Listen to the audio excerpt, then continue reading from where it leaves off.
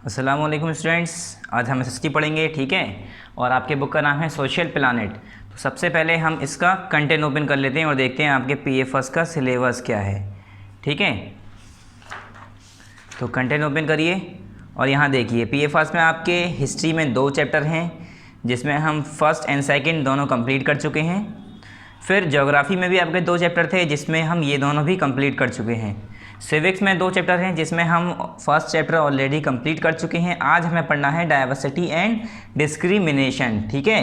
Page number 138 open कर लिए, diversity and discrimination. ये आज हमारा लास्ट चैप्टर होगा पीए फर्स्ट का। बाकी हमने दोनों में ज्योग्राफी में और हिस्ट्री में ऑलरेडी कंप्लीट कर दी हैं दोनों, ठीक है। इसमें ही एक रह गया ये, तो इसे ही करते हैं आज। चलिए तो ओपन कर लेते हैं page number 138, page number 138। Now start करते हैं। चैप्टर क्या है हमारा? Diversity and discrimination. तो स्टूडेंट्स हमने पहले चैप्टर में हमने 2 पार्ट में कराया था। तो ये पार्ट 1 और पार्ट 2 तो हमारा कहाँ पर हो गया था, देखिए हम दिखाते हैं आपको। सिविक्स में हमारा पार्ट 1 यहाँ पर हमने कंप्लीट कराया था, फिर कैलरा से हमने पार्ट 2 स्टार्ट किया था। यानी पार्ट 2 में हमारा फर्स्ट चैप्टर कंप्लीट हुआ था पार्ट 1 और पार्ट 2 में। तो अब जो स्टार्ट होगा हमारा ये सेकंड चैप्टर, ये पार्ट 3 में स्टार्ट होगा। तो यहाँ पर मेंशन कर लीजिए पार्ट 3 और यहाँ पर डेट लिख दिएगा उस दिन की जिस दिन ये वीडियो यूट्यूब पर अपलोड हो जाएगी। Diversity and discriminations. डाइवर्सिटी भी हमने पहले पढ़ा है आपको, डिस्क्रिमिनेशन भी हमने बताया डिस्क्रिमिनेशन क्या होता है। तो उसके बारे में अब स्टडी करेंगे एक साथ, ठीक है। डाइवर्सिटी के बेस पर या डाइवर्सिटी होने की वजह से हमारे डिस्क्रिमिनेशंस कैसे होते हैं, ठीक है। Let's read. India is one of the oldest civilisation with a kaleidoscopic variety and rich cultural heritage.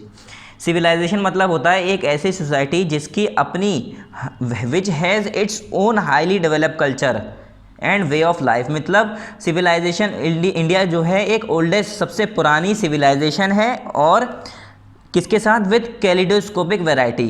कैलिडोस्कोपिक मतलब कॉम्प्लेक्स पैटर्न, अलग अलग तरह के लोग, अलग अलग तरह के कलर, ठीक है। मल्टी कलर लोग मिलेंगे आपको। Variety and rich cultural heritage, multi coloured variety आपको यहाँ मिलेगी और रिच कल्चरल हेरिटेज मिलेगा। मतलब यहाँ का हेरिटेज जो है वो कैसा है? कल्चरल है। और सिविलाइजेशन मतलब एक ऐसी सोसाइटी जिसका अपना ही हाईली डेवलप कल्चर हो, ठीक है। उसका अपना खुद का रहने का तरीका हो, ज़िंदगी गुजारने का तरीका हो, उसे हम कहते हैं सिविलाइजेशन। तो इंडिया एक ऐसी कंट्री है, एक ऐसी कंट्री है जिसमें हाईली सिविलाइज और हाईली कैलिडोस्कोपिक और कल्चरल हेरिटेज मिलता है, ठीक है। In India previous chapter, in the previous chapter, पहले चैप्टर में हमने क्या पढ़ा था? You have read the India is a full of diversity. हमने ये पढ़ा था इंडिया जो है वो पूरी तरह से किससे भरी हुई है? डाइवर्सिटी से फुल है, ठीक है।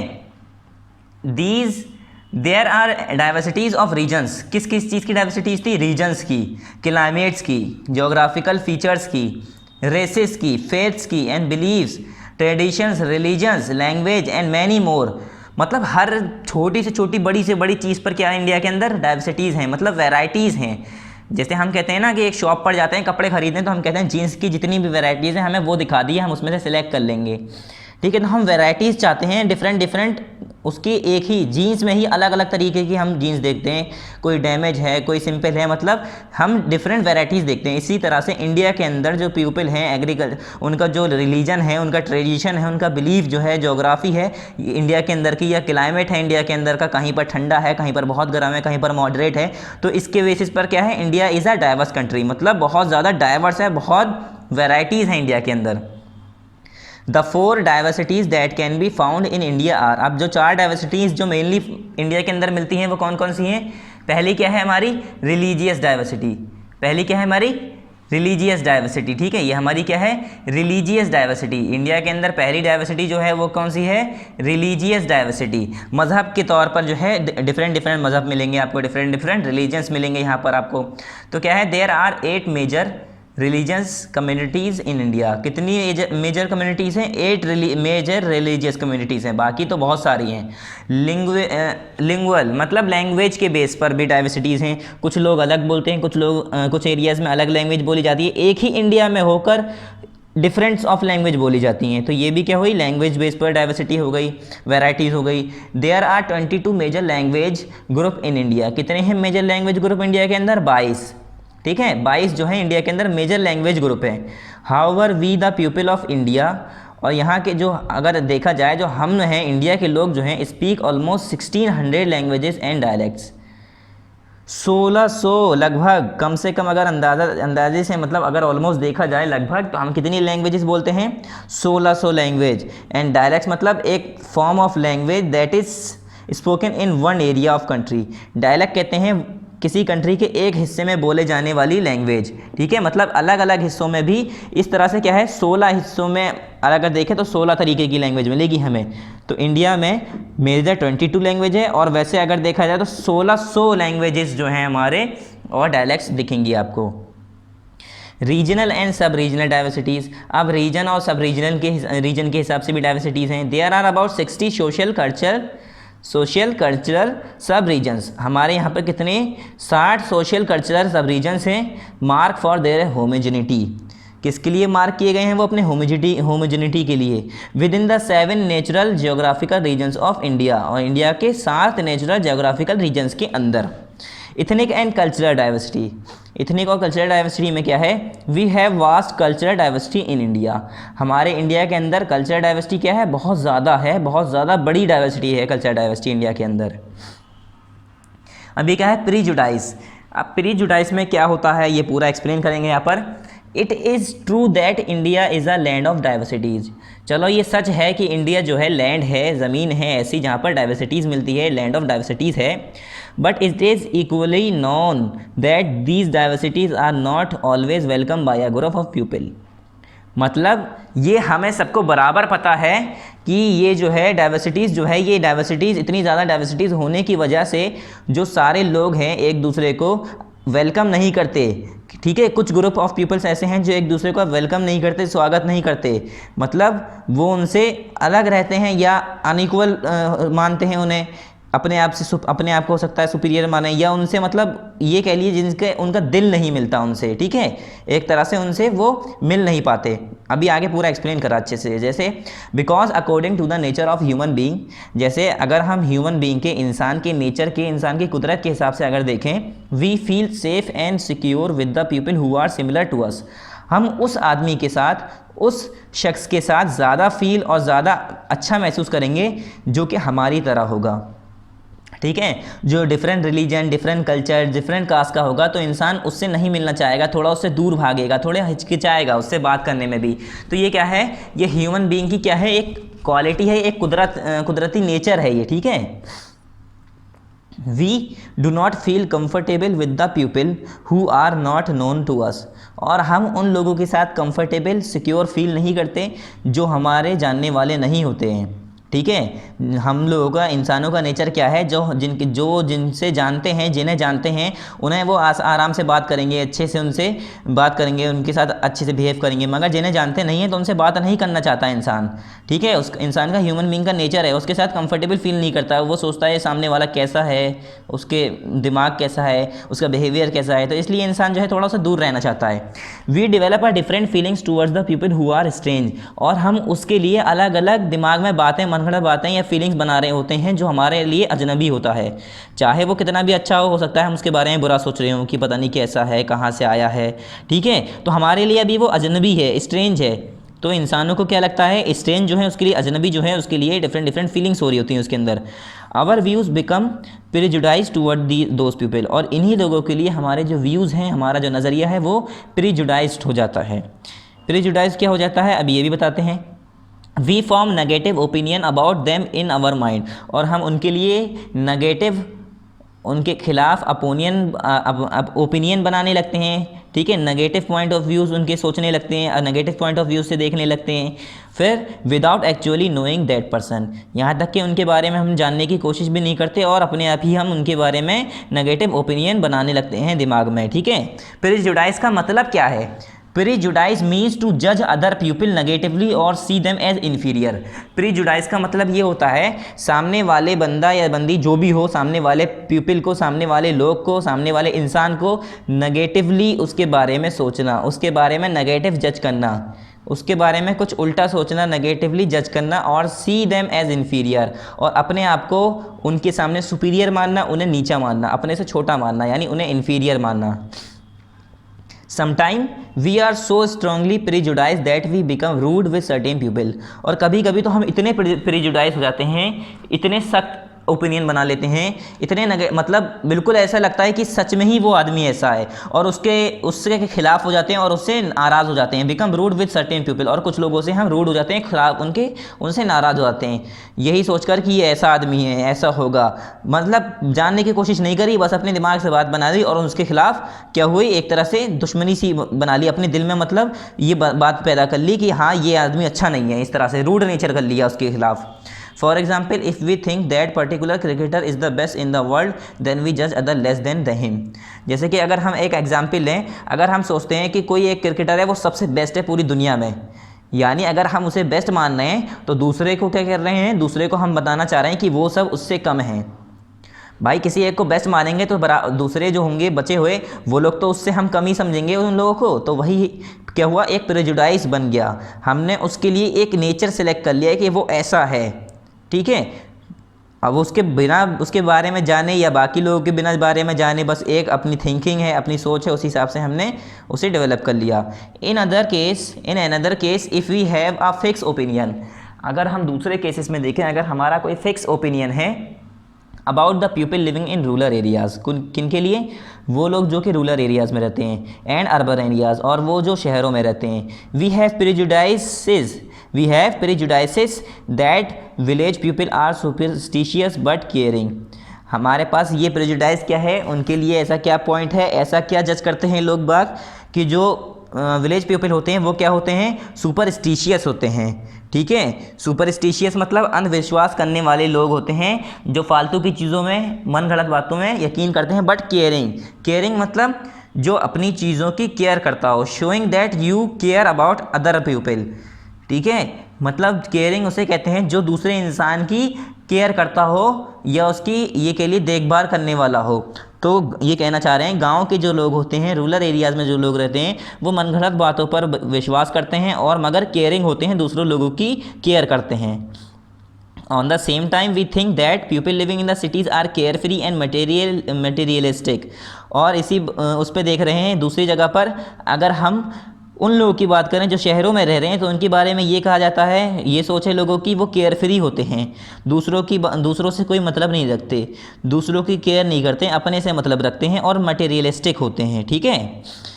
फिर क्या है, सो वी ऑलवेज जज them only on these lines. तो हम जो है हमेशा इन्हीं लाइनों पर ही इन्हें जज करते हैं। क्यों? क्योंकि हमारा पॉइंट ऑफ व्यू बन गया है, एक तरह से हमने इन्हें प्रेजुडाइज कर लिया है, इसी को हमने प्रेजुडाइज कर लिया है, सख्त एक वर्ड ढूंढ लिया कि गांव के लोग ऐसे होते हैं, शहर के लोग ऐसे होते हैं, और वो उसी बात पर उन्हें डिफ्रेंशिएट करते हैं। We become prejudice about certain religions their faiths, so we always judge them only on these lines. We become prejudiced about certain religions, their faith and beliefs. और हम प्रेजुडाइज हो जाते हैं उनके कुछ रिलीजन्स, उनके बिलीफ, फेस को लेकर, the colour of the skin, काले हैं या गोरे हैं उसे लेकर, the reason they come from, और वो जगह जहाँ से वो आए हैं रहने, the accent they speak in, और वो लैंग्वेज जिसमें वो बोलते हैं, the clothes they wear etcetera, और जो वो कपड़े पहनते हैं उन्हें देख कर हम उनके लिए बात बना लेते हैं कि इसके कपड़े तो ऐसे हैं, ये पता ऐसा होगा, ये ऐसा होगा, ठीक है। तो इस तरह से अपने आप ही नेचर सेलेक्ट करना, ये जज करना दूसरे को। Our prejudices are so strong that sometimes we don't form friendship with the people we don't like.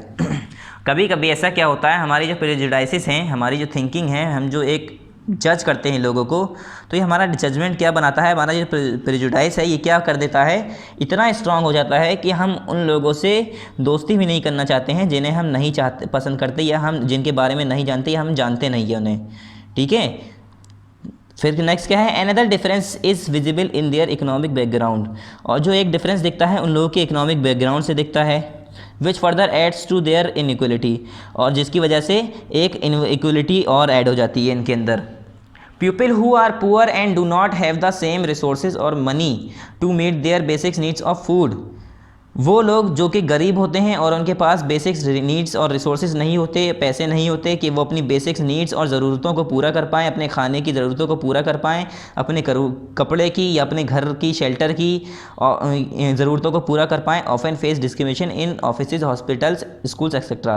तो इन जैसे लोगों को क्या होता है, इनके साथ डिस्क्रिमिनेशन फील होता है, मतलब इन लोगों को डिस्क्रिमिनेशन फील करना पड़ता है, अनइक्वलिटी फील करनी पड़ती है। ये गरीब होते हैं, अपनी कपड़े, अपने शेल्टर, रहने सहने का तरीका, खाने पीने का तरीका इतने अच्छे से नहीं मेंटेन कर पाते। ठीक है, तो क्या होता है, इन्हें इस बेस पर इन्हें डिस्क्रिमिनेट किया जाता है, नीचा समझा जाता है। ठीक है, चाहे वो ऑफिस हो या हॉस्पिटल हो या स्कूल हो, हर जगह इनके साथ डिस्क्रिमिनेशन फील होते हैं या डिस्क्रिमिनेशन शो किए जाते हैं। Rural and urban people. अब रूरल और अर्बन पीपल में क्या है, रूरल मतलब जो गांव वाले एरिया हैं, गांव वाले लोग, और अर्बन मतलब शहर के लोग। ठीक है, how would you react on seeing a man traditionally dress in a dhoti and kurta. आप कैसे रिएक्ट करेंगे जब कोई आदमी धोती और कुर्ता पहना हुआ है ट्रेडिशनली, मतलब उसका अगर ट्रेडिशन है वो कुर्ता धोती पहन रहा है, तो आप उसे देखकर कैसे रिएक्ट करेंगे। तो कुछ लोग नॉर्मली बिहेव करेंगे, क्योंकि हम जो इंडियंस हैं हमारी काफ़ी पार्ट्स में तो ड्रेसेस, जैसे केरला कर्नाटका कुछ उस पार्ट में, साउथ पार्ट में क्या है, साउथ पार्ट में धोती और कुर्ता ही पहनते हैं मेनली लोग बाग, तो हम लोगों के लिए तो नॉर्मल है।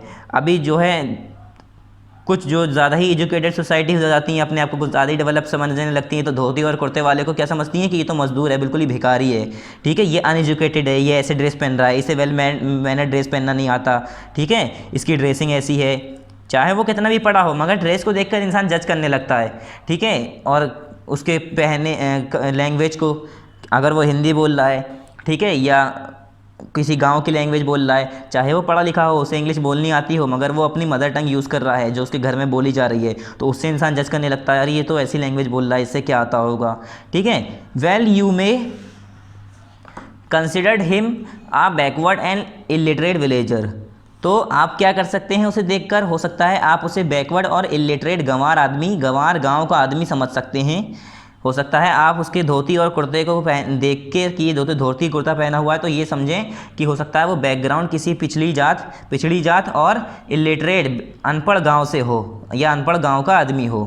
Both rural and urban people have their own opinions about each other. और जो रूरल गांव के लोग और शहर के लोग जो हैं एक दूसरे के खिलाफ, मतलब खिलाफ नहीं, एक दूसरे के लिए उनके ओपिनियन हैं, कुछ व्यूज़ हैं, मतलब एक दूसरे के बारे में क्या सोचते हैं वो। According to the rural people, गांव के लोगों के हिसाब से life in the city is easy, शहरों की ज़िंदगी आसान है। People are spoiled and lazy, और वहाँ के जो लोग होते हैं वो लेज़ी और डल होते हैं, मतलब सुस्तीले होते हैं।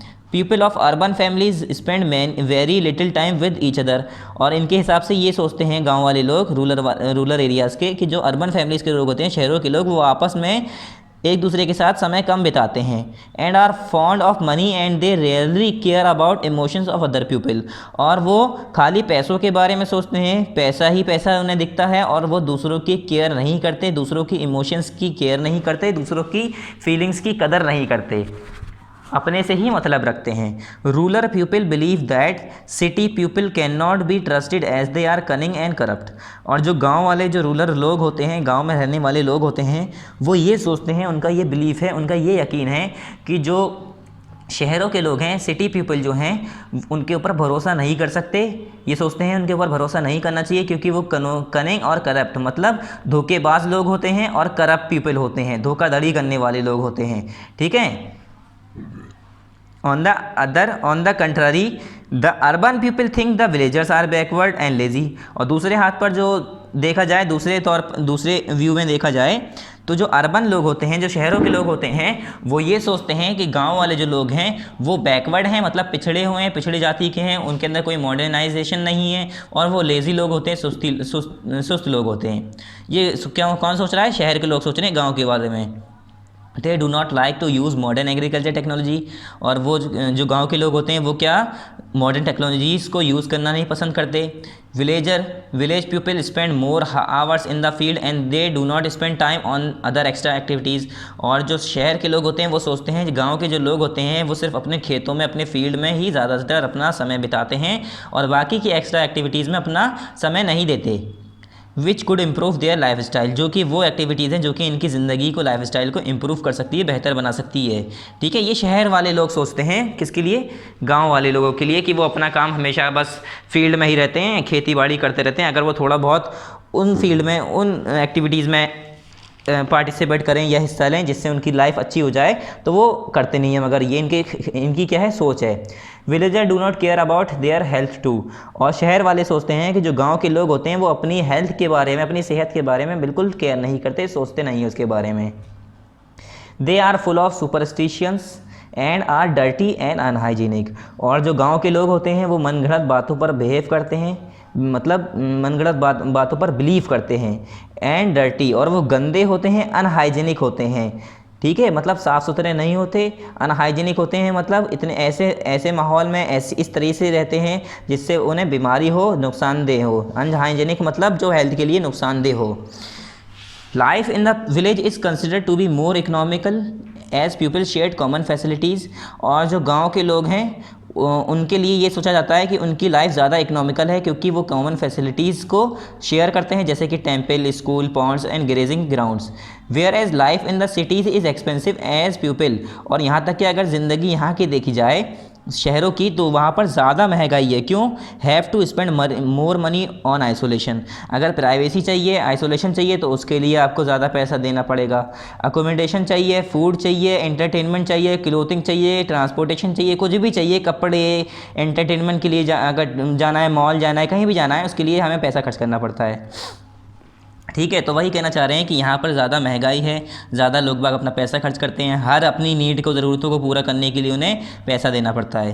क्रिएटिंग स्टीरियोटाइप्स, स्टीरियोटाइप्स क्या होता है? अब क्रिएटिंग स्टीरियोटाइप्स मतलब ये है, when we fix person into a particular image we create a stereotypes, मतलब जब हम किसी आदमी के लिए कोई पर्टिकुलर फिक्स इमेज बना लें कि ये तो ऐसा है, चाहे हो चाहे नहीं, हमने बस उसके लिए एक ऐसा दिमाग में बैठा लिया कि ऐसा है, किसी आदमी की, पर्टिकुलर आदमी की इमेज बना ली, पर्टिकुलर इमेज बना ली, तो वो क्या होगा? उसे हम कहते हैं स्टीरियोटाइप। ठीक है, पर्टिकुलर फिक्स पर्सन के लिए फिक्स क्या करते हैं हम? पर्टिकुलर इमेज बना लेते हैं। You must have notice everyone everywhere around you that all the work of household are done by a girl or a lady and most of the task outside a house are completed by a boy or a man. आपने ये चीज़ें notice की होंगी, जो ज़्यादातर जो काम है घर का, अंदर का, घर के अंदर का, हाउस होल्ड्स का जो काम है, वो किसके? या लड़की, किसी या औरत के ज़रिए किया जाता है।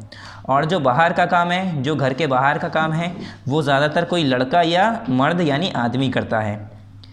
We often say that cooking is the work of girls and to earn money और to run a home is men's most, और ये भी काफ़ी लोग कहते हैं, मतलब काफ़ी ही लोग कहते हैं, हम ही लोग भी कहते हैं ये, कि जो खाना बनाना है वो सिर्फ़ और सिर्फ लड़की का काम खाना बनाना है, मतलब लड़के नहीं बनाएंगे खाना। और टू अर्न मनी, और पैसा कमाने का जो काम है वो लड़कों का काम है, बाहर जाना घर से। ठीक है, और टू रन अ होम मतलब अपने घर को चलाना और पैसा कमा के लाने का काम किसका है? मर्द का है, आदमी का है। ये इंसान की सोच है। When we form a fixed idea or image of a certain people, we are actually stereotyping them, मतलब अगर हम किसी के लिए फ़िक्स आइडिया या इमेज बना लेते हैं किसी सर्टेन पीपल की, किसी की भी, तो हम असल में उसके लिए हम स्टीरियोटाइप कर रहे हैं, मतलब एक फ़िक्स इमेज ऐसी बना रहे हैं। Most of the Indians thinks that girls are meant only for house keeping job, काफ़ी इंडियंस, काफ़ी हिंदुस्तानी लोग ये सोचते हैं कि जो लड़कियां हैं खाली घर के काम करने के लिए ही हैं, उनकी घर की ही जॉब है, घर में जो भी काम है वही करेंगी। But this is a stereotype nature of hers, ये हमारा स्टीरियोटाइप नेचर है।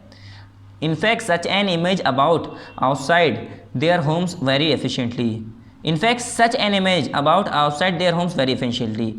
ठीक है, सॉरी कहाँ पर हम? In fact such an image about girl is created by the society around us, और यहाँ तक कि अगर ये देखा जाए, ये जो सारी इमेजेस बनाई गई हैं ये खुद नहीं हैं, ये इंसानों की सोच, सोसाइटी की सोच है, जो हमारी सोसाइटी है चारों तरफ, उसके ज़रिए बनाई गई है कि लड़कियाँ सिर्फ घर में काम करेंगी और लड़के का काम है बाहर का काम, बाहर लड़कियाँ नहीं जा सकती। ठीक है, However, we have many examples of girls who are working outside their homes very efficiently.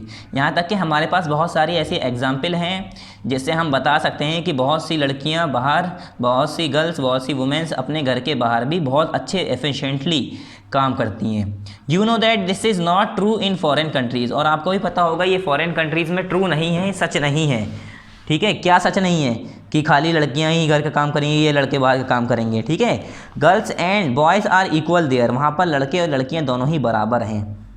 ठीक है, they both are equally involve in house keeping jobs, और वो अपने घर के कामों में दोनों ही बराबर हिस्सा लेते हैं। There is no work particularly associated with only girls और ओनली बॉय, ऐसा कोई काम नहीं है वहाँ पर जो खाली ऐसा हो कि ये काम सिर्फ और सिर्फ गर्ल कर सकती है या बॉय नहीं कर सकता, या ये काम सिर्फ और सिर्फ बॉय कर सकता है गर्ल नहीं कर सकता, ऐसा कोई काम नहीं है वहाँ। They were both treated equally. Now you must have understood that it is only the society that create such stereotype, और आपको अब ये समझना चाहिए कि ये जो सारी चीज़ें हैं, ये जो सारी सोच हैं, ये किसने बनाई है? खाली और खाली सोसाइटी की वजह से बनी है। ये सारी सोसाइटीज़ जो है ना, उसकी वजह से ये सच स्टीरियोटाइप्स क्रिएट हुई हैं।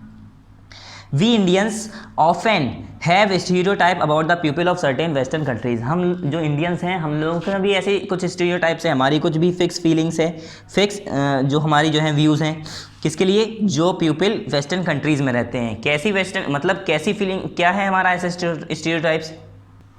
हमें वो लोग कैसे दिखते हैं? वी फाइंड देम ऑनेस्ट, ईमानदार, strong, well behave, physically fit, labours and clean. हम लोग उन्हें कैसे देखते हैं जो हमारी वेस्टर्न कंट्रीज़ हैं कि वो वेल बिहेव हैं, ऑनेस्ट हैं, स्ट्रॉन्ग हैं, फिजिकली फिट हैं, लेबरस एंड क्लीन हैं। But is it true for every living in a country? मगर क्या ये सच होगा सभी लोगों के लिए जो कंट्री में रह रहे हैं? नहीं, कुछ लोग वहाँ पर गरीब भी होंगे, वेल मैनर्ड नहीं होंगे, हो सकता है वेल बिहेव ना हो, फिजिकली फिट ना हो कुछ लोग।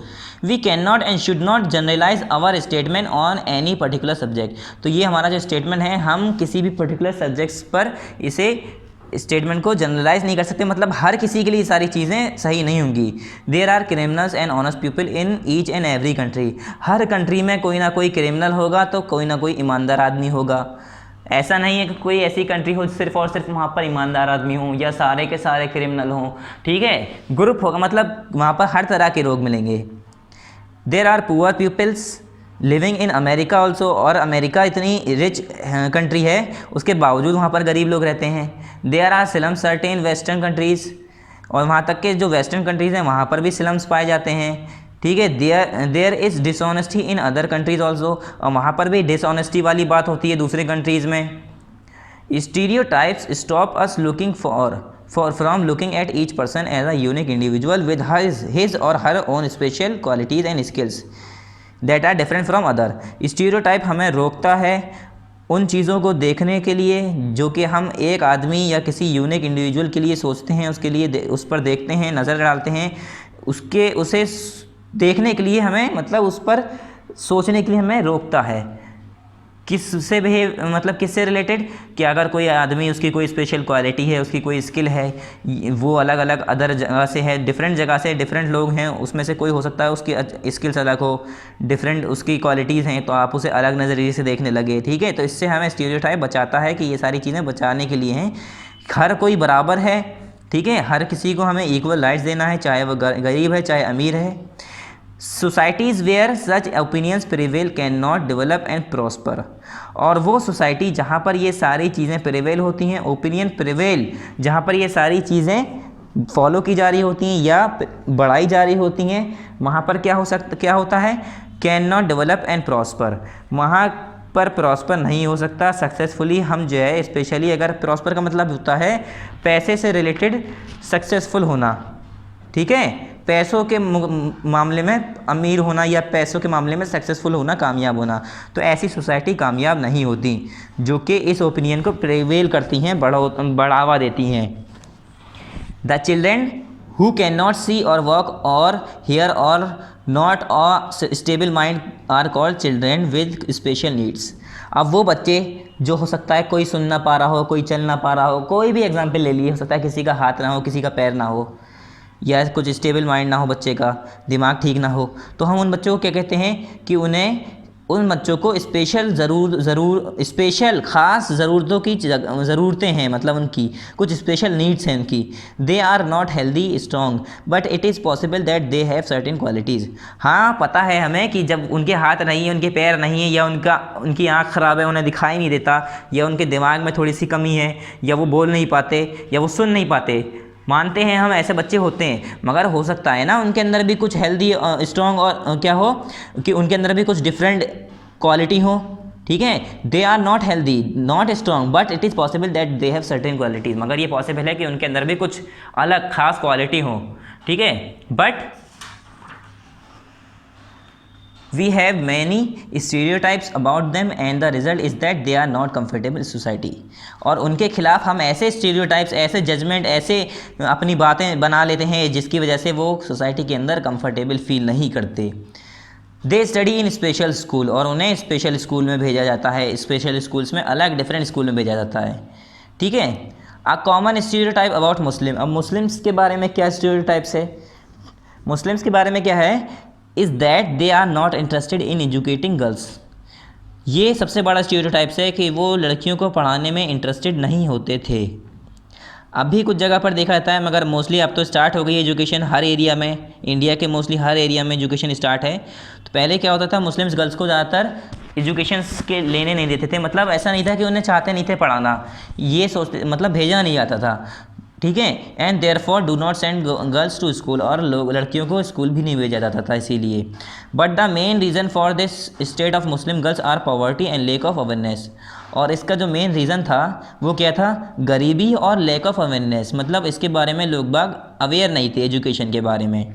Wherever efforts have been made to provide education to the poor, the Muslim community has shown an interest in sending their girls to school। और काफ़ी एफर्ट, काफ़ी कोशिश के बाद क्या हुआ, have been made to provide education to the poor, जो गरीब लोग हैं, गरीब कस्बे के लोग हैं, उनके लिए कुछ काफ़ी मेहनत के बाद, काफ़ी कोशिश के बाद एक ज़रिया या ऐसा तरीका बनाया जिससे वो एजुकेशन ले पाएँ, एजुकेशन हासिल कर पाएँ। And the Muslim community has shown an interest in sending their girls to school, और फिर बाद में मुस्लिम कम्युनिटीज़ में भी क्या हुआ, इंटरेस्ट आने लगा, लोग बाग चाहने लगे कि हाँ उनके बच्चे लड़कियाँ भी पढ़ें, ठीक है, फिर उन्हें भी स्कूल भेजने लगे। For example in the state of Kerala the distance between the school and the home is not much. अगर हम केरला जो एग्जाम्पल है इसकी, तो जो हमारा स्कूल और घरों की जो डिस्टेंस है ज़्यादा दूर नहीं है। There is an efficient government bus service that helps teachers to reach school in rural areas and over 60% of the teachers are women. और वहाँ पर ऐसी गवर्नमेंट बसेस हैं, चलती हैं, सर्विसेज है गवर्नमेंट बस की, जिससे जो है टीचर आराम से स्कूल पहुँच जाती हैं। In rural areas and even 60% of the teacher are women. और कहाँ से, रूरल एरियाज़ से भी टीचर जाते हैं पढ़ाने। मतलब केरला की ये बात कर रहे हैं कि वहाँ पर गवर्नमेंट ने ऐसी पॉलिसीज़, ऐसी बस सर्विसेज बना रखी जिससे टीचर्स इजीली स्कूल जा सकता है, और वहाँ पर 60% टीचर तो वुमेन ही, औरतें ही होती हैं। These factors have help children from poorer families. और ये जो फैक्टर्स हैं ये गरीब कस्बे के लोगों को, फैमिलीज़ को क्या करती है, हेल्प करती है।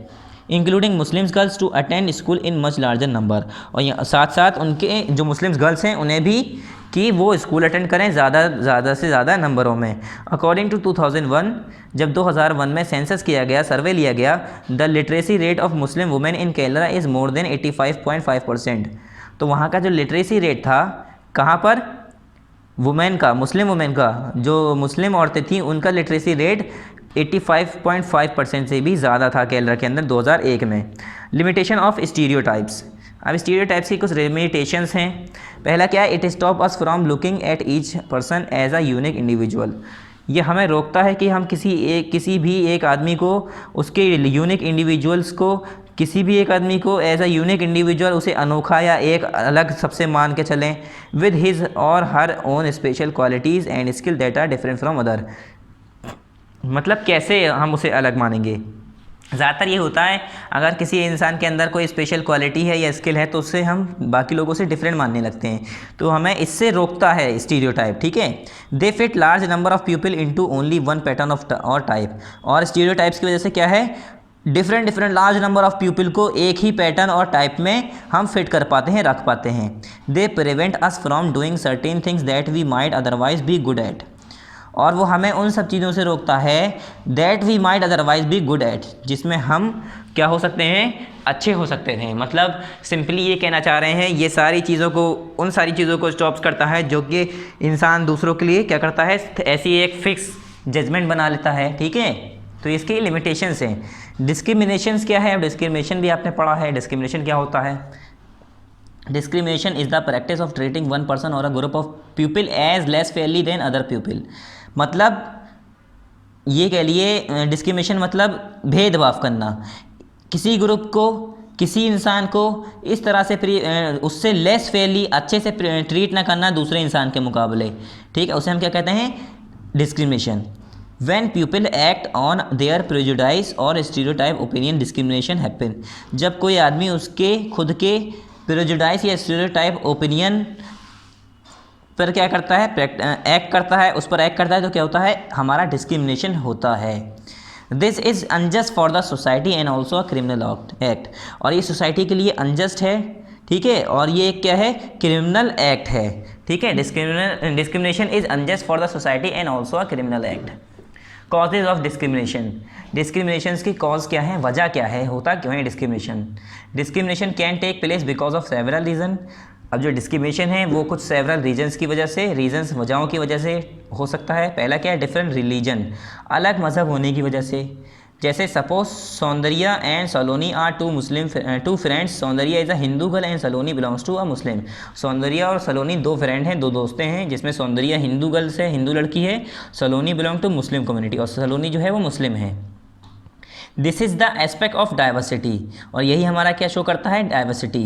However this diversity can also be a source of discrimination, और यही डाइवर्सिटी एक जरिया बन जाती है डिस्क्रिमिनेशन का, भेदभाव का, ठीक है। इकोनॉमिक बैकग्राउंड, इकोनॉमिक बैकग्राउंड के हिसाब से भी डिस्क्रिमिनेशन होता है। कैसे, Saundarya belong to rich family but Saloni belongs to poor family. इन्होंने कहा जो सौंदर्या है वो अमीर फैमिली से है और जो सलोनी है वो गरीब फैमिली से है। अगर their economic background are not same, तो वो क्या हुआ, उनका इकोनॉमिक बैकग्राउंड जो है, उनका माली हालत जो है वो सेम नहीं है, बराबर नहीं है, एक जैसी नहीं है। This is one form of inequality, तो ये एक तरह की इनइक्वलिटी हुई।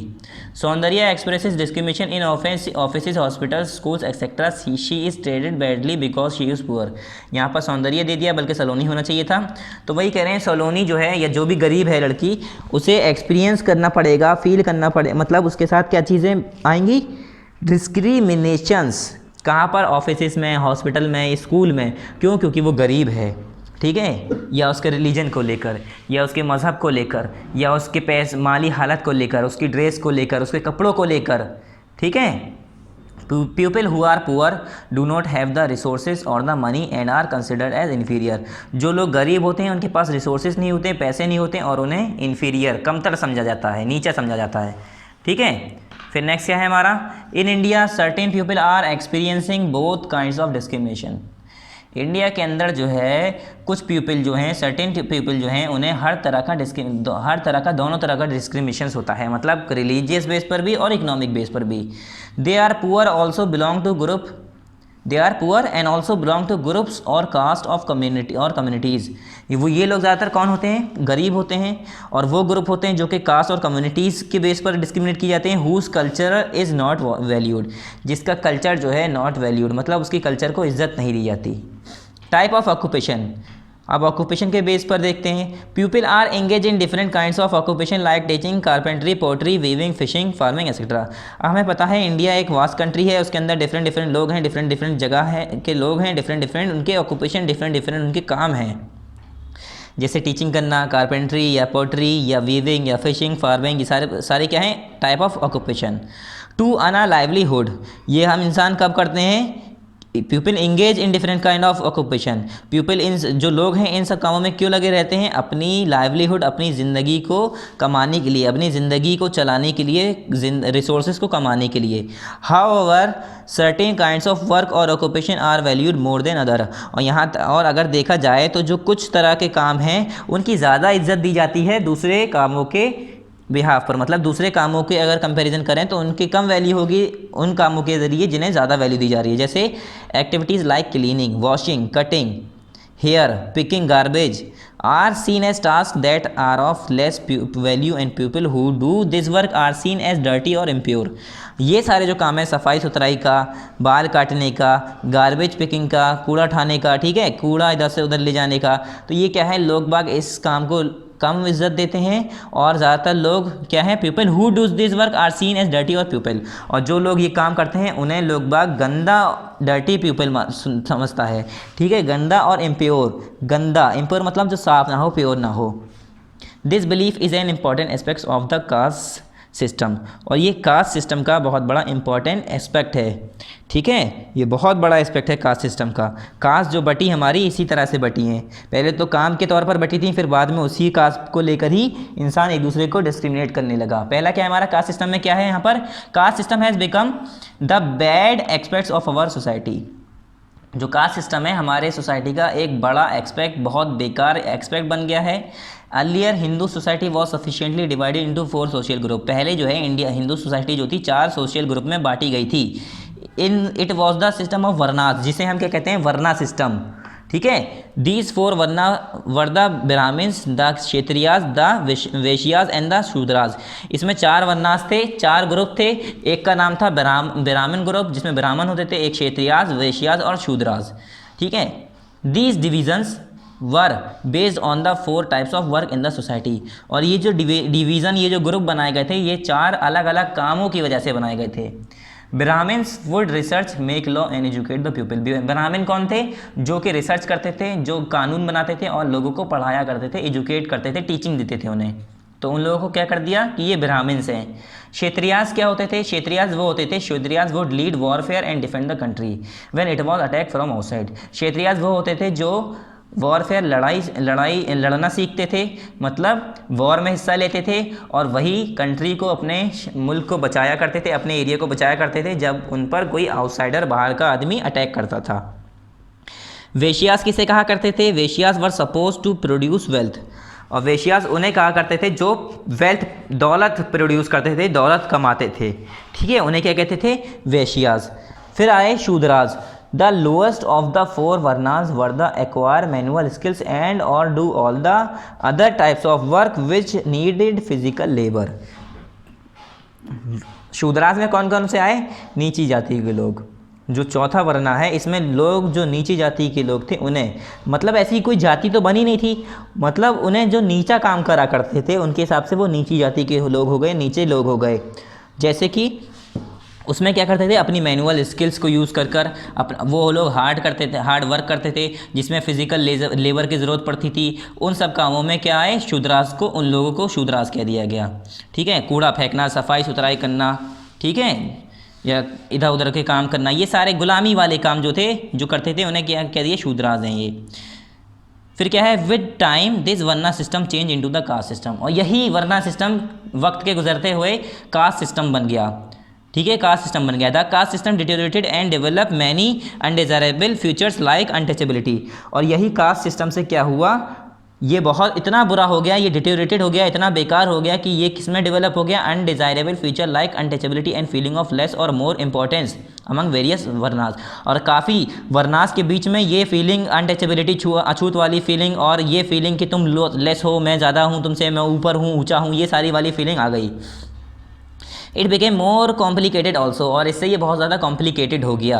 ठीक है, उलझ गया ये सब मामला।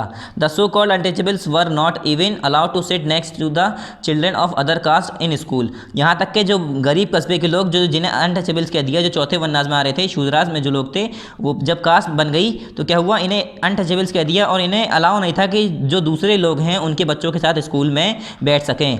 Now after independence India government use the word schedule caste for the same. और इन लोगों के लिए ही जब इंडिया इंडिपेंडेंस आ गई, इंडिया के अंदर आज़ादी आ गई, आज़ादी के बाद जो है इंडिया गवर्नमेंट ने क्या किया, शेड्यूल कास्ट इन लोगों के लिए वर्ड यूज़ किया। ठीक है, it is a legal term which comprises the bulk of erstwhile untouchables and other lower caste. और ये एक लीगल नाम है, लीगल टर्म है, जो कि उन लोगों के लिए यूज़ करते हैं जो कि अनवाइज, जिसे हम अनटचेबल या लोअर कास्ट मानते थे, उन लोगों के लिए शेड्यूल कास्ट वर्ड यूज़ किया गया। They are the lowest in the caste ladder. और कास्ट के सोसाइटी में, कास्ट के सीढ़ियों पर अगर देखें तो सबसे नीचे ही आते हैं। They are suppress, exploited, discriminated and segregated by the higher caste. Segregated मतलब to separate one group of people or thing from rest. मतलब सेग्रीगेट मतलब जिन्हें बिल्कुल अलग थलग कर रखा हो। यही वो लोग हैं जो सप्रेस हैं, दबाए हुए हैं, एक्सप्लॉइट करे हुए हैं, इनके साथ डिस्क्रिमिनेशन हुए हैं, सेग्रीगेट किया गया इन्हें, किससे, by the higher caste, higher caste से अलग थलग कर दिया इन्हें। Most of them even today are economically and socially poor. और आज भी इन लोगों में से काफ़ी लोग इकोनॉमिकली, सोशली बहुत ज़्यादा गरीब हैं। They are sometimes protest against such injustice to the people of lower caste, और काफ़ी इनजस्टिस को लेकर, ये जो भेदभाव को लेकर काफ़ी प्रोटेस्ट किया गया, ठीक है, इसके खिलाफ भी आवाज़ उठाई गई। At times the lower caste people rebelled, और इससे क्या हुआ, इन्होंने बदला भी लिया। रिबेल मतलब होता है वैसे तो एक तरह से ये कह सकते हैं, रिबेल मतलब दुश्मनी सी, मतलब इन्हें कुछ नहीं समझा जा रहा है तो वो क्या करेंगे, इनजस्टिस के लिए, ये जस्टिस मांगने के लिए क्या करेंगे, प्रोटेस्ट करेंगे, ठीक है, रैलियाँ निकालेंगे, ठीक है, आवाज़ उठाएंगे। Later some people who are called social reformer, बाद में क्या हुआ, जिन्हें हम सोशल रिफॉर्मर कहते हैं, try to abolish these practices, इन प्रैक्टिसेस को, इन हरकतों को ख़त्म करने की कोशिश की उन लोगों ने। National leader specially Gandhi ji also tried hard to abolish untouchability, कुछ नेशनल लीडर जैसे कि हमारे गांधी जी, इन लोगों ने भी बहुत मुश्किल की है, जद्दोजहद की है कि अनटचेबिलिटी को, छुआछूत को जो है, ये जो लोग सोचते हैं कि वो अछूत है, उसे हम छू नहीं सकते, गरीब कस्बे का लोग है, हमारा काम ख़राब कर दिया, हमारी चीज़ें छू दी, ख़राब हो गई, ये सब खत्म करने के लिए इन्होंने बहुत मेहनत की। But to abolish a system that has gone on for hundreds of year is not easy, और ये जो सिस्टम ख़त्म करने के लिए जो कि 100 साल तक चला लगभग, बहुत आसान नहीं था। फिर यहाँ पर क्या है, अनटचेबिलिटी को लेकर थोड़ा सा बताया गया है, और दलित को लेकर, जिसमें मतलब डॉक्टर भीमराव अंबेडकर को बताया, ये कौन थे, ये खुद एक दलित फैमिली से थे, कौन सी, मेहर फैमिली से थे, अनटचेबल माना जाता था इन्हें। फिर ये जो है जब छोटे थे, शायद यहाँ पर दिया होगा 9 साल के थे, इन्होंने काफ़ी अनटचेबिलिटी फील की, इनके मतलब डिस्क्रिमिनेशन फील हुआ, इन्हें डिस्क्रिमिनेट करते थे लोग बाग, जहाँ जाते थे इन्हें डिस्क्रिमिनेशन फील होता था। तो इन्होंने क्या किया, अपना मेहर फैमिली छोड़कर किस में आ गए, ये ब्राह्मण फैमिली में आ गए, कि अब मेरे साथ बीच वो ना हो, मतलब डिस्क्रिमिनेशन ना हो, ठीक है। फिर क्या है, स्ट्राइविंग फॉर इक्वलिटी, इक्वलिटी के लिए स्ट्राइव करना। अब ये क्या है, striving for equality, striving for equality का मतलब होता है इक्वलिटी के लिए कोशिश करना, मेहनत करना, ठीक है। स्ट्राइविंग मतलब होता है कोशिश करना, इक्वलिटी मतलब बराबरी लाने के लिए। Our freedom movement was not only a struggle against the British power, but it is also include the struggle within or large group of people who fought against a foreign power as well as for their equality. हमारा जो freedom movement है उसमें खाली हमने इसी चीज़ पर मेहनत नहीं की कि हम ब्रिटिशर्स के खिलाफ लड़ रहे हों, ठीक है। उसमें क्या है, वो सारी मेहनत भी हैं जिसमें विद इन और struggle within or large group of people, जिसमें बहुत बड़ा ग्रुप ऑफ पीपल किसके खिलाफ लड़ा, फॉरेन पावर के खिलाफ लड़ा, और अपनी इक्वलिटी के लिए, अपनी बराबरी के लिए लड़ा। These groups comprise of mainly Dalits, women and peasants, tribal and poor people। In group में कौन कौन लोग आए ज़्यादातर, जो दलित हैं, जो औरतें हैं, या पीजेंट हैं, या ट्राइबल हैं, या जो पुअर पीपल हैं, जो गरीब लोग हैं। They fought against various types of inequalities they experience daily, और ये उन सब inequalities के खिलाफ इन्होंने लड़ाई की जिन्हें ये एक्सपीरियंस करते थे, जो चीज़ें इनके साथ रोज़ होती थीं। The Dalits were fighting against social inequality, Dalit किस लिए लड़ रहे थे, कि उनके साथ सोशल इनइक्वलिटी हो रही है, उनके साथ सोसाइटी में बराबरी नहीं दी जा रही, उनके साथ मतलब जो उनका हक है वो उन्हें नहीं दिया जा रहा, इसके खिलाफ वो लड़ रहे थे। Women were treated as unequal in many areas such as education, health care, their basics need and economic right, और औरतों को जो कैसे ट्रीट किया जाता था, काफ़ी जगहों पर अनइक्वल, बराबरी नहीं दी जाती थी उन्हें, जैसे कि पढ़ाई के मामले में, हेल्थ के मामले में, या उनकी बेसिक्स नीड्स या इकोनॉमिक राइट्स के मामले में उन्हें अनइक्वल ट्रीट किया जाता था। ट्राइबल्स वर फाइटिंग अगेंस्ट एक्सप्लॉयटेशन, जो ट्राइबल्स थे वो किसके खिलाफ लड़ रहे थे, एक्सप्लॉयटेशंस के खिलाफ, ठीक है, उन्हें एक्सप्लॉयट किया जा रहा था, उसके खिलाफ वो आवाज़ उठा रहे थे। दे faced operations from the landlords and rich people, और वो लोग अमीर और जो ज़मींदार होते थे उनके हिसाब से ऑपरेशंस फेस करते थे, ठीक है, दबाव फेस करते थे, उन्हें दबाव डाला जाता था उन पर। कॉन्स्टिट्यूशन ऑफ इंडिया, इंडिया का कॉन्स्टिट्यूशन क्या है, आप पढ़ चुके हैं वैसे चैप्टर में पहले। India became independent in 1947, India 1947 में क्या हुआ, आज़ाद हुआ, इंडिपेंडेंट हो गया। The founding father of the Indian Republic gave Indians a constitution, जो इंडिया के रिपब्लिक के जो फाउंडिंग फादर हैं उन्होंने क्या दिया, इंडिया को एक कॉन्स्टिट्यूशन दिया, which assure dignity of the individual, जो कि क्या एश्योर करता है, क्या आत्मविश्वास दिलाता है आप लोगों को या हम सबको, हर एक को, कि जो individual and the unity of the integrity of the nation, हर एक को एश्योर करता है डिग्निटी, मतलब मर्यादा, काम, सीरियसनेस, सीरियस बिहेवियर, ठीक है, उसकी मर्यादा, उसके बिहेवियर उसे डिग्निटी प्रोवाइड कराता है, ठीक है, कि हर किसी को डिग्निटी है, एश्योर्ड डिग्निटी, आत्मविश्वास दिलाता है हर किसी को, ठीक है। As the founding father of the constitution were also a part of the Indian society, जैसे कि जो फाउंडिंग फादर थे कॉन्स्टिट्यूशन के, वो इंडियन सोसाइटी के मेंबर भी थे, पार्ट था, हिस्सा था। They understood the entire social and economic problem prevailing in those societies, और वो उन सारी चीज़ को उन्होंने समझा, वो सारी सोशल इकोनॉमिक प्रॉब्लम्स जो उस ज़माने में प्रिवेल हो रही थी, जो की जा रही थी, बढ़ी जा रही थी या जिनकी प्रैक्टिस की जा रही थी, उन दो सोसाइटी मतलब उन सारी सोसाइटीज़ में their concern was toward the inequalities, exploitation and other problem. और उन्होंने किस चीज़ पर कंसर्न किया, किस चीज़ को हटाने में मेहनत की, और कि वो इनइक्वलिटीज़ को ख़त्म करें, एक्सप्लॉयटेशन को ख़त्म करें, और बाकी जो फालतू की जो अदर प्रॉब्लम्स हैं, जो कि schedule caste, schedule tribe, backward जो क्लासेस हैं उनके साथ प्रॉब्लम आ रही हैं, उन्हें ख़त्म किया जाए। When the constitutions of India was framed, जब इंडिया का कॉन्स्टिट्यूशन बनाया गया, फ्रेम किया गया था, certain goals were ensured, तो उसमें कुछ गोल्स बना दिए गए थे, इंश्योर्ड कर दिए गए थे। Our constitution ensures equality before law, उसमें एक क्या था कि हर किसी के लिए इक्वलिटी बिफोर लॉ, कानून के अंदर हर किसी को बराबरी दी जाएगी, इक्वलिटी प्रोवाइड की जाएगी। Laws were also pass making untouchability and offence, और लॉज भी बनाए गए making untouchability and offence, offence को मतलब ऑफेंस कहते हैं क्राइम, जुर्म, ठीक है। तो अनटचेबिलिटी को जुर्म बता दिया गया कि कोई अगर अनटचेबिलिटी अभी भी परफॉर्म करेगा तो वो जुर्म करेगा, एक इलीगल एक्शन होगा जिसके खिलाफ क्या होगी, कार्रवाई की जाएगी और उसे सज़ा दी जाएगी, पेनल्टी होगी, ठीक है। ऐसे कानून बना दिए गए।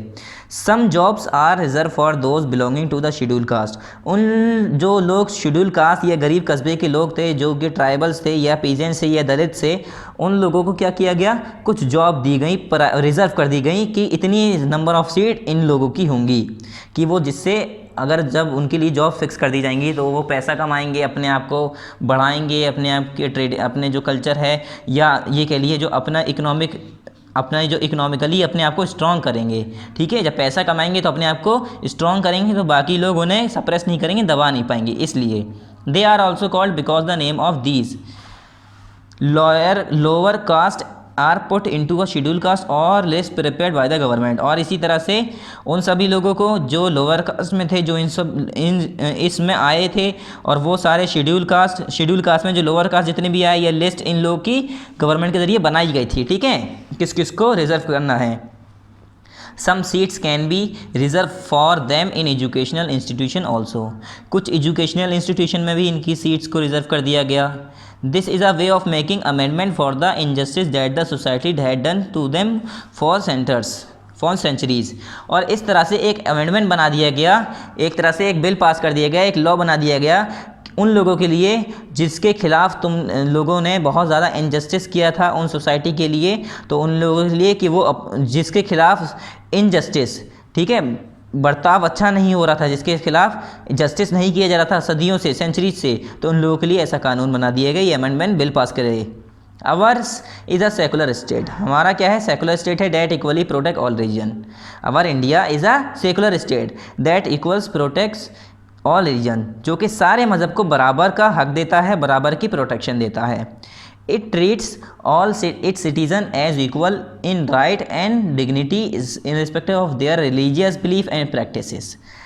हमारा जो सिटीज़न है, it treat all its citizen, हमारे हर सिटीज़न को बराबर का हक देता है, उसकी dignity in respect of there religions हो, चाहे उसके रिलीजियस बिलीफ को लेकर, उसके रिलीजियस प्रैक्टिस को लेकर, हर किसी को बराबर का हक दिया जाता है।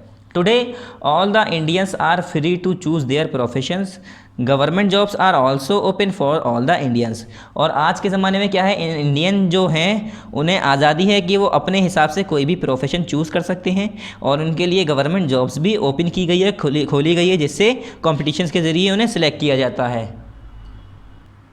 Now girls go to school and colleges just as much as man, और आज क्या होता है, उतनी ही लड़कियां कॉलेज या स्कूल जाती हैं जैसे कि जितने आदमी जाते हैं, लड़के जाते हैं, ठीक है।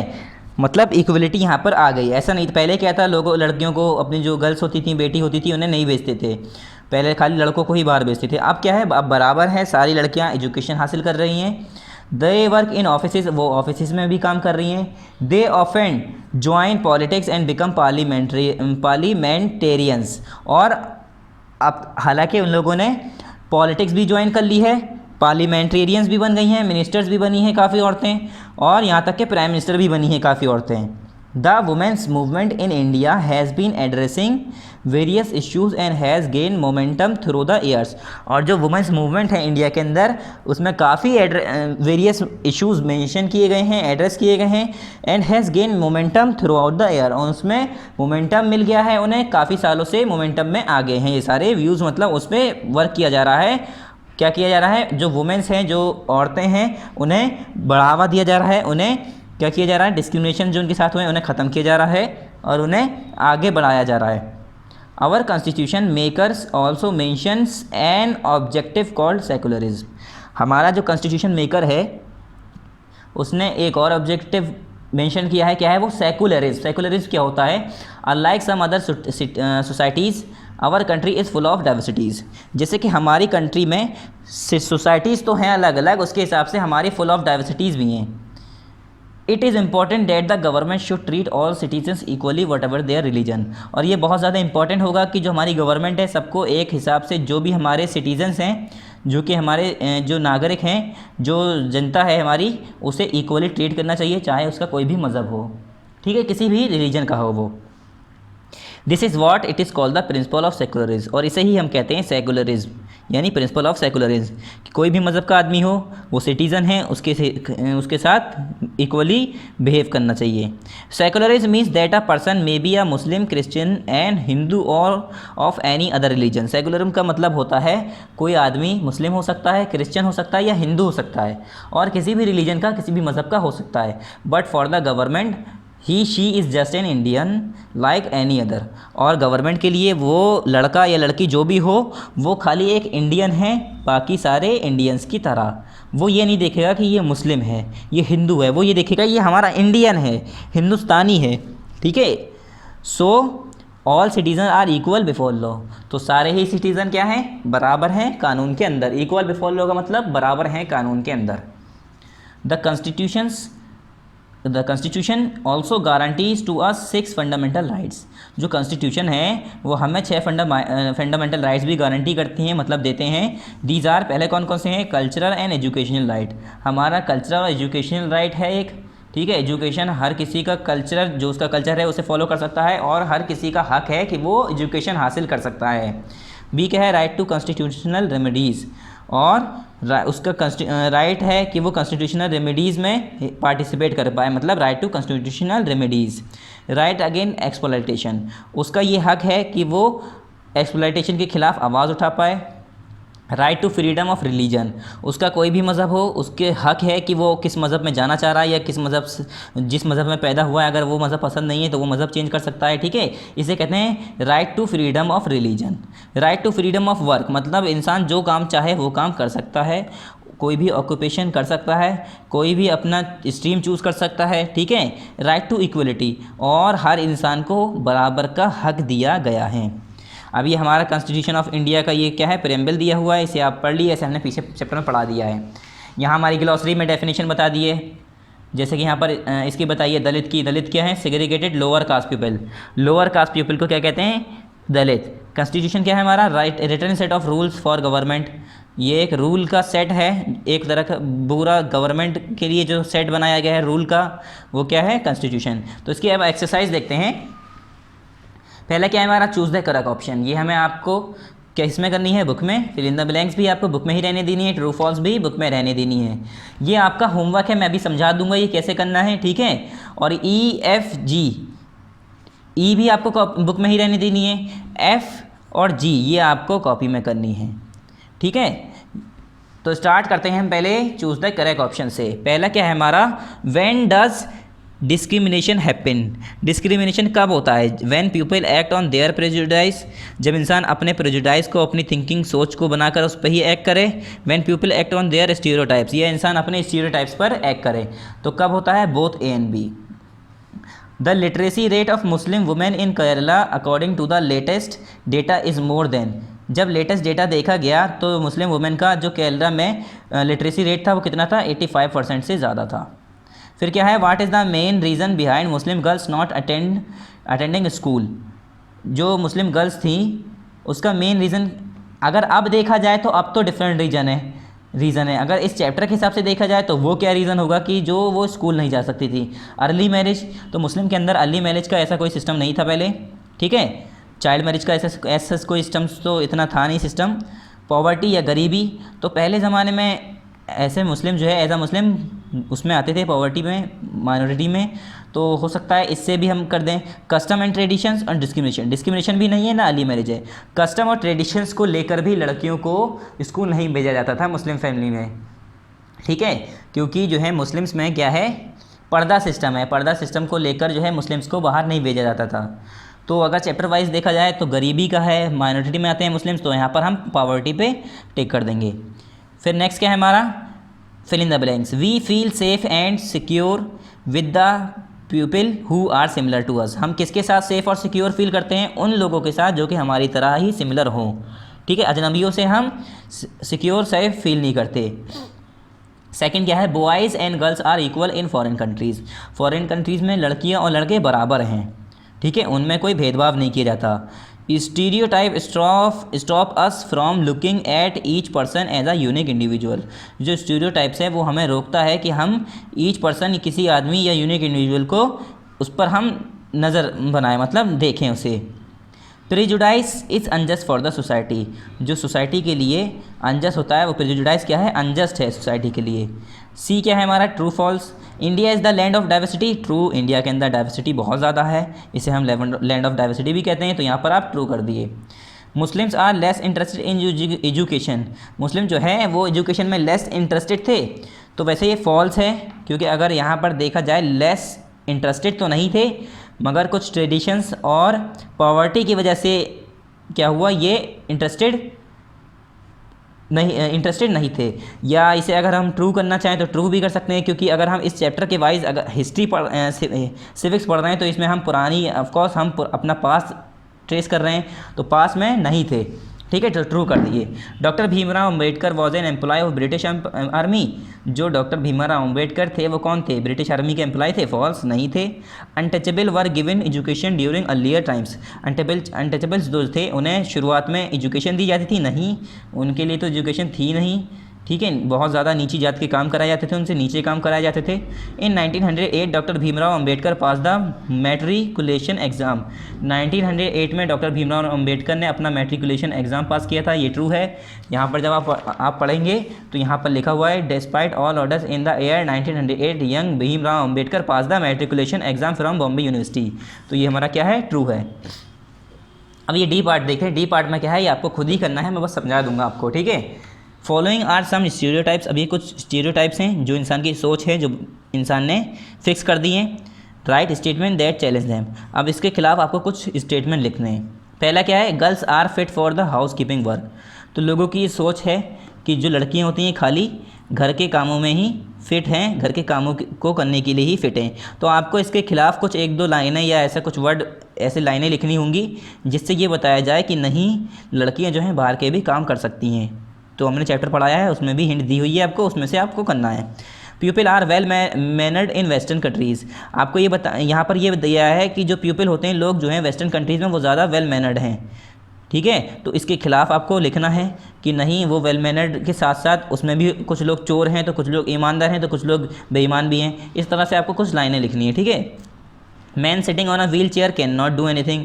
कि जो आदमी बैठा हुआ है व्हील चेयर पे, यानी जिसके पैर ख़राब हैं, वो कुछ नहीं कर सकता, ठीक है। इसके खिलाफ आपको कुछ लाइनें लिखनी है। Lower caste people are not intelligent. जो लोअर कास्ट पीपल होते हैं वो इंटेलिजेंट नहीं होते, ऐसा नहीं है। High caste people are not generous. जो हाई क्लास के पीपल होते हैं वो जेनरस नहीं होते, ठीक है। ये सारी चीज़ें आपको इसके खिलाफ आपको कुछ लाइन्स या स्टेटमेंट लिखने हैं आपको। फिर क्या है, right I for the inequality and D for the discrimination again each statement. जहाँ इस लाइन में जहाँ पर आपको लग रहा है डिस्क्रिमिनेशन हो रहा है या इनइक्वलिटी हो रही है, आपको वहाँ पर आई और डी का इस्तेमाल करना है। Women could not go out of their house. यहाँ पर क्या है, इनइक्वलिटी। जो औरतें जो हैं घर के बाहर नहीं जा सकती, क्यों, यहाँ पर कोई डिस्क्रिमिनेशन नहीं है, उनके साथ इनइक्वलिटी हो रही है, उन्हें कमज़ोर समझा जाता है। वो सोचते हैं कि बाहर के काम लड़कियाँ औरतें नहीं कर पाएंगे, तो उन्हें इनइक्वल समझा जाता है। तो यहाँ पर क्या लिखेंगे, I. Only people of upper caste should use well, कि जो ऊंची जाति के लोग होते हैं वही खाली कुआं यूज़ कर सकते हैं। तो ये क्या है हमारा, फॉल्स है, मतलब डिस्क्रिमिनेशन है। ऐसा तो डिस्क्रिमिनेशन हो रहा है, नीची जाति को कुछ समझ ही नहीं रहे। यहाँ क्या है, certain people till the land of other people. Tilde का मतलब होता है जोतना, खेत जोतना। अब ये लैंग्वेज कुछ समझ में नहीं आ रही है सही से, ये लैंग्वेज आगे पीछे हो रही है, गलत लैंग्वेज दी है तो इसे हमने कट कर दिया है। ठीक है, नेक्स्ट देखिए fourth, only Brahmins would do rituals worship and education. खाली ब्राह्मण्स जो होते हैं वही रिचुअल वर्शिप और एजुकेट कर सकते हैं लोगों को, नहीं तो ये क्या हुई, इनइक्वलिटी हुई। क्यों, अरे भाई जब यही पढ़े लिखे हैं, ठीक है, जब यही पढ़े लिखे हैं तो यही कर पाएंगे, आपने इन्हें बाकी से सुपीरियर मान लिया, तो यही जो क्या हुआ, इनइक्वलिटी हो गई। Certain jobs are only for Hindus. अब ये कह रहे हैं कुछ ही जॉब हिंदूज़ के लिए होती हैं, नहीं, ये डिस्क्रिमिनेशन हुआ, कास्ट के बेस, रिलीजन के बेस पर डिस्क्रिमिनेशन हो रहा है। ठीक है, तो यहाँ पर क्या लिखेंगे, डी। अब आंसर द फॉलोइंग क्वेश्चन देखते हैं, मैं आपको ये टिक लगा देता हूँ बुक में, आपको कॉपी में करने हैं आंसर द फॉलोइंग क्वेश्चन। पहला क्या है, व्हाट इज़ प्रेजुडाइस। प्रेजुडाइस होता क्या है, how does it lead to discrimination, इसकी वजह से डिस्क्रिमिनेशन कैसे होता है। पेज नंबर 138 ओपन करिए, इसका आंसर क्वेश्चन नंबर 1F का, page number 138, question number 1, answer number 1F यहाँ पर लिखिए। प्रेजुडाइस वाला पूरा यहाँ से यहाँ तक पहले हमने बताया है प्रेजुडाइस होता क्या है। ठीक है, फिर उसके बाद यहाँ पर बताया है कि रीज़न कैसे बनता है, डिस्क्रिमिनेशन कैसे इससे पैदा होता है। तो आंसर नंबर फर्स्ट F का यहाँ से पहले यहाँ तक लिखिए, फिर उसके बाद एनदर से लेकर कहाँ तक लिखना है, एक्सेट्रा तक। ठीक है, यहाँ पर आंसर नंबर फर्स्ट F का आपका कंप्लीट हो जाएगा। नेक्स्ट क्वेश्चन क्या है, what prejudice do the urban people and rural people hold toward each other. ऐसा क्या प्रेजुडाइस जो अर्बन पीपल और रूरल पीपल एक दूसरे के खिलाफ बनाते हैं वो क्या है। तो 139 पे देखेंगे, पेज नंबर 139, क्वेश्चन नंबर 2। ठीक है, आंसर नंबर 2F का, ये हमारा है आंसर नंबर 2F। ठीक है, ये क्या है हमारा, अकॉर्डिंग टू से लेकर पूरा पहले करप्ट तक इसमें बताया है कि रूरल पीपल क्या सोचते हैं। ठीक है, according to the rural people life in the city is easy, मतलब ये रूरल पीपल के नज़रिया है। फिर यहाँ से यहाँ तक बताया गया कि अर्बन पीपल क्या सोचते हैं रूरल पीपल के लिए। तो ये पूरा हो गया आंसर नंबर 2 का F। ऐसे ही आंसर नंबर 2F का यहाँ पर, यहाँ से ऑन से लेकर 2 तक, ये पूरा यहाँ से यहाँ तक। ठीक है, पहले अकॉर्डिंग से लेकर आपको कहाँ से कहाँ तक करना है, देखिए मैं करीब कर देता हूँ, इसे साफ दिखे आपको। अकॉर्डिंग से लेकर करेक्ट तक, उसके बाद ऑन से लेकर 2 तक, ये आपका आंसर नंबर 2 हो गया। किसका, F पार्ट का, ये F है। ठीक है, ये ब्रैकेट वाला है, ब्रैकेट है ये। ठीक है, फिर नेक्स्ट क्वेश्चन देखते हैं, क्वेश्चन नंबर 3। क्वेश्चन नंबर 3 क्या कह रहा है हमारा, what create stereotypes, how does it mislead people. Stereotypes किस वजह से बनता है और ये मिसलीड कैसे करता है लोगों को। तो answer number 3, page number 139, same page, यहीं पर देखिए क्रिएटिंग स्टीरियोटाइप्स। ठीक है, यहाँ से पहले आपको लिखना होगा व्हेन वी फिक्स से लेकर पूरा मोस्ट तक। आंसर नंबर 3F लिख लिए यहाँ पर, कहाँ से, यहाँ से लेकर मोस्ट तक। उसके बाद when we form a fix idea, मतलब यहाँ से when we form a fix idea or image of certain people we are actually stereotyping them. उसके बाद most of the Indians thinks that girls are meant only for the house keeping job. फिर however we have many example of girls who are work outside their homes very efficiently. You know that this is not true in foreign countries. Girls and boys are equal there. They both are equally involved in housekeeping jobs. There is no work particularly associated with only girls or only boys. Now you must have understood that it is not only the society that creates such stereotypes. It is only the society. यहाँ तक आपका answer 3 complete है। ठीक है, ये underline वाले यहाँ पर कर लिएगा और यहाँ से लेकर पूरा, ये थोड़े आंसर बड़े होंगे क्योंकि हमें इसे पूरा हमें डिस्क्राइब करना पड़ा है, एक्सप्लेन करना पड़ रहा है। ठीक है, तो हमें इसमें कोई पॉइंट छोड़ नहीं सकते। नेक्स्ट क्वेश्चन देखते हैं, question number 4। How can the stereotype that girls are burden on their parents affect the life of a daughter. अब ये एक थिंकिंग बेस पे है, वैल्यू बेस क्वेश्चन है कि जो एक लड़की है उसे अगर हम स्टीरियोटाइप कर रहे हैं, मतलब उसके खिलाफ एक ऐसी फिक्स थिंकिंग बना रहे हैं। How can the stereotype that girl, मतलब ये जो स्टीरियोटाइप है कि लड़की जो होती हैं वो घरों में अपने फैमिली के लिए, उनके पेरेंट्स के लिए, माता पिता के लिए अपने बर्डन होती हैं, बोझ होती हैं। तो वो उस लड़की की, उस बेटी की, उसकी ज़िंदगी की कैसे क्या कर सकती है, इफेक्ट करती है, कैसे बर्बाद कर देगा, ये सोच जो है इंसान की वो कैसे बर्बाद करती है। तो ये होमवर्क है, आपको अपने हिसाब से बताना है, ठीक है, कि जब स्टीरियोटाइप इस तरह से मेंटेन हो जाएगा तो लोग बाग उसे बोझ समझने लगेंगे, ठीक है, उस पर अपने अपने सोर्सेज उसके नीड्स, ज़रूरतों को पूरा नहीं करेंगे, उसे बोझ समझेंगे, तो ज़्यादा से ज़्यादा क्या होता है, वो चाहते हैं कि हम इसे अपने घर से निकाल दें, तो चाइल्ड मैरिज कर देते हैं, ठीक है, बोझ समझ रहे हैं ना। तो इस तरह की चीज़ें आपको बतानी पड़ेंगी। फिर क्या होगा, चाइल्ड मैरिज हो जाएगी तो बचपन से ही उसे जिस चीज़ों की आदत नहीं होगी, घर संभालना नहीं आता होगा उससे, ठीक है, ये सारी चीज़ें दूसरे फैमिली में जाके फेस करनी पड़ेंगी, परेशानियाँ। तो काफ़ी डिफरेंट आप यहाँ पर आंसर लिख सकते हैं, ठीक है। फिर क्या है, answer the following question in detail. अब ये डिटेल में ऑफकोर्स बड़े होने चाहिए, मगर कोशिश करेंगे छोटे हो जाएं। Who was doctor Bhimrao Ambedkar, discuss his contribution in the upliftment of the Dalit. अब ये बताइए डॉक्टर भीमराव अम्बेडकर थे कौन और उनका कंट्रीब्यूशन क्या था अपलिफ्टमेंट ऑफ द दलित, मतलब दलित को, जो दलित जो थे, नीची जात की सोसाइटी थी जिन्हें हम दलित कहते थे, उन्हें कैसे उन्होंने अपलिफ्ट किया, ठीक है, मतलब उन्हें कैसे ऊंचाई तक ले गए या उनके अंदर क्या चेंजेस लाए, उनके खिलाफ कैसे, उनके साथ कैसे लड़े वो। Who was doctor Bhimrao Ambedkar, तो ये बुक में तो आंसर आपको मिलेगा नहीं, डॉक्टर भीमराव अम्बेडकर का दिया है, मगर काफ़ी बड़ा मिलेगा, तो मैं आप लोग को कॉपी में मैंने ये लिख लिया है, आप इसे नोट कर लिए, ठीक है, यहाँ पर। इसी तरह से आपको part 3 chapter 2 diversity and discrimination लिखना है। फिर F वाली एक्सरसाइज करिएगा, आंसर द फॉलोइंग करके, फिर G वाली लिखिएगा, G में क्वेश्चन 1 करिएगा, क्वेश्चन 1 क्या है हमारा, पूरा क्वेश्चन उतारिएगा, फिर यहाँ पर मैंने आंसर लिखा है, आप उसे देख लिए, नोट कर लिए, ठीक है। इसमें क्या है, डॉक्टर भीमराव रामजी अम्बेडकर 14 अप्रैल से 1891 से लेकर 6 दिसंबर 1956, मतलब इनकी ये उम्र है, इतने साल जिए। Also known as Baba Saheb Ambedkar, इन्हें किस और नाम से जाना जाता था, बाबा साहेब अम्बेडकर। अभी किसे हम बता रहे हैं कि डॉक्टर भीमराव अम्बेडकर थे कौन। वॉज एन इंडियन ज्यूरिस्ट, ये इंडियन ज्यूरिस्ट थे, इकोनॉमिस्ट थे, पॉलिटिशियन थे और सोशल रिफॉर्मर थे, ठीक है। The role of Ambedkar is in uplifting the Dalit was as follows, इनका क्या रोल था, इन्होंने ऐसा क्या काम किया कि जो दलित थे, दलित सोसाइटी जो बहुत नीची मानी जाती थी, उन्हें बढ़ावा दिया, कैसे। Doctor Bhimrao Ambedkar joined active politics in 1930 and organise the depressed classes association to uplift the Dalit. इन्होंने, डॉक्टर भीमराव अम्बेडकर ने 1930 में एक ऑर्गेनाइजेशन क्या किया, एक्टिव पॉलिटीज़ को ज्वाइन किया, and organise the difference classes, और जो डिप्रेस क्लासेस थी उन्हें ऑर्गेनाइज किया association to uplift the Dalit, कि दलित को बढ़ावा मिले, उन्हें ऊंचाई तक ले जाया जाए, जिस हिसाब से बाकी लोग हैं, बाकी सोसाइटी है, उनके बराबर किया जाए। उसके लिए इन्होंने क्या किया, अम्बेडकर ने एक्टिव पॉलिटीज़ को ज्वाइन किया। He demanded separate electorates for Dalits के लिए एक सेपरेट इलेक्टोरेट्स डिमांड किया इन्होंने। रिजर्वेशन डिवाइड्स किया, रिजर्वेशन मतलब सीट एजुकेशन या काम को लेकर कुछ सीट रिजर्व करवाई इनके लिए, कितनी सीटें इनके लिए फ़िक्स होनी चाहिए, तभी ये लोग, जब इन्हें इतनी सीटें फिक्स कर दी जाएंगी तब इन्हें पक्का काम मिलेगा तो ये लोग अपना नाम ऊपर कर पाएंगे।